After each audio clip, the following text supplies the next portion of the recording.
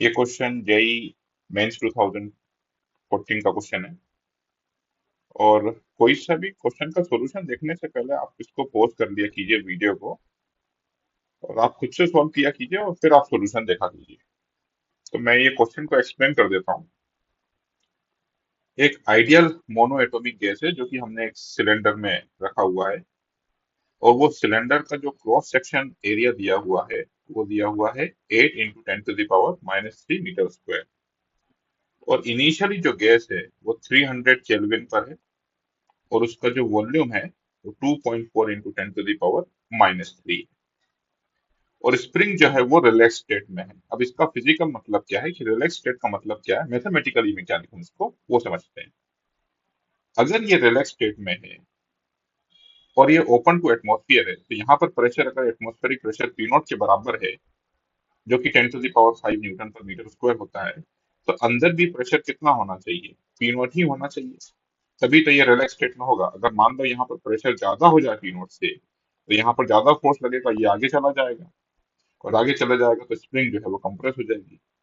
अब spring compress है नहीं, रिलैक्स स्टेट में है, तो इसका फिजिकल सिग्निफिकेंस ये है कि यहाँ पर भी प्रेशर एटमॉस्फेरिक प्रेशर के बराबर होगा। फिर हमने गैस को जो है वो हीट करा, ये एक हीटर है, इससे हमने हीट करा।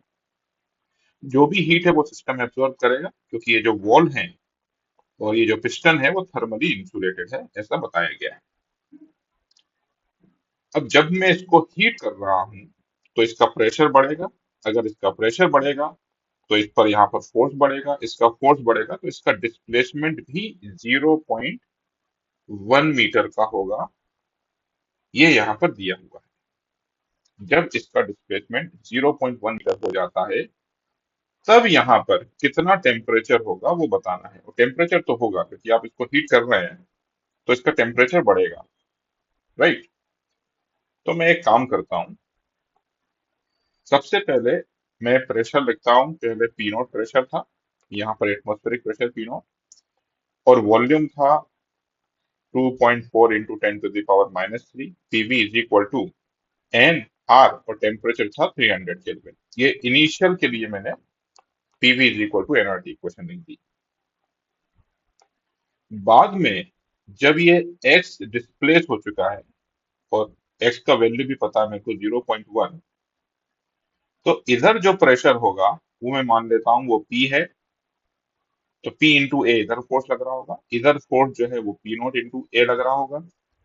और इस बार स्प्रिंग जो है वो कंप्रेस हो चुकी है 0.1 से, तो स्प्रिंग भी एक फोर्स लगा रही होगी, that force will be equal to K X force. तो यहां से प्रेशर निकाल लेते हैं, बाद में यहाँ पर गैस का प्रेशर कितना है। So P will be equal to P0 plus K X by A. और P0 का जो वैल्यू होता है वो 10⁻⁵ है, प्लस के का वैल्यू 8000 दिया हुआ है। के का वैल्यू, हाँ, 8000 दिया हुआ है, और एक्स का value 0.1 metre divided by area. Area है 8 ×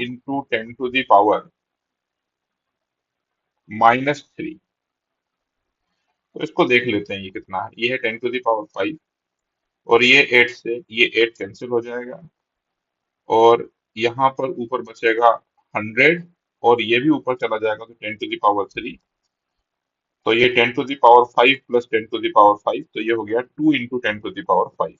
मतलब ये 2 टाइम्स एटमॉस्फेरिक प्रेशर के बराबर हो जाएगा बाद में प्रेशर। तो बाद में प्रेशर जो है मैं 2 P0 लिख रहा हूँ।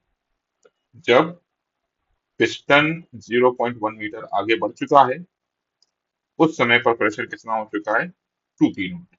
अब उस समय पर वॉल्यूम जो है वो इतनी बढ़ चुकी है। अब ये कितनी वॉल्यूम बढ़ी है वो मैं निकाल सकता हूँ ए इंटू एक्स से। तो increase in volume, increase in volume will be equal to area of cross section दिया हुआ है 8 × 10⁻³ ये देखिए, इनटू जो x दिया हुआ है 0.1, so it comes out to be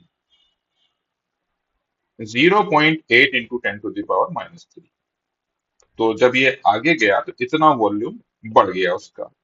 और पहले वॉल्यूम कितना था, पहले वॉल्यूम था 2.4 × 10⁻⁵ -3। So what is final volume then?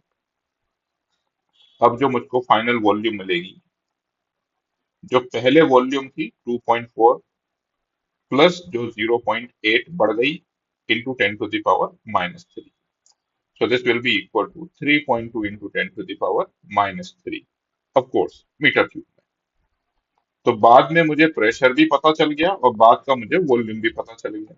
तो वॉल्यूम है 3.2 into 10⁻³ is equal to NR, और बाद वाला जो टेम्परेचर है T वो मुझको निकालना है।